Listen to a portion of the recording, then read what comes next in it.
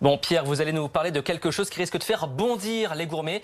Des tranches de bœuf créées artificiellement en laboratoire qu'on peut cuisiner et servir à table. C'est l'exploit qui vient de réaliser une entreprise israélienne.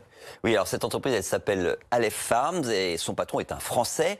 Alors la viande artificielle que ces équipes sont parvenues à créer ressemble, c'est vrai, à s'y méprendre à des fines lamelles de viande. Vous les voyez sur ces images. Il ne s'agit pas donc d'un gros steak juteux. Ça donnerait presque envie, là.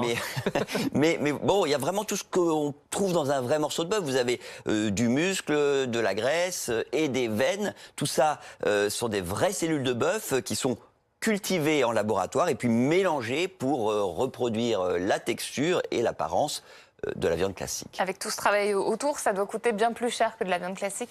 Alors vous allez être surprise parce que effectivement, le premier labo qui avait produit c'est de la viande hachée, là, pour le coup, in vitro, c'était il y a 5 ans. Là, le hamburger qu'ils avaient créé, il coûtait 250 000 €. C'était très, très cher. Mais avec la méthode utilisée par Aleph Farms, on est sur des coûts beaucoup plus bas. On est à 45 € le steak. Alors bien sûr, c'est encore trop cher pour assurer un succès commercial à cette alternative au bœuf d'élevage. Mais si on passe à un stade vraiment de production industrielle, eh bien, il est évident que cette viande, elle ne coûtera pas plus cher que celle qu'on trouve aujourd'hui sur les étals d'un boucher. Et franchement, vous pensez vraiment que les gens vont avoir envie de ça ? Bon, écoutez, moi je ne sais pas, mais c'est ce que croient beaucoup d'investisseurs. Le pionnier en fait en la matière, c'était Sergey Brin, le fondateur de Google, qui était le premier donc à miser sur le steak haché produit en laboratoire, celui à 250 000 €, qui vaut beaucoup moins cher maintenant.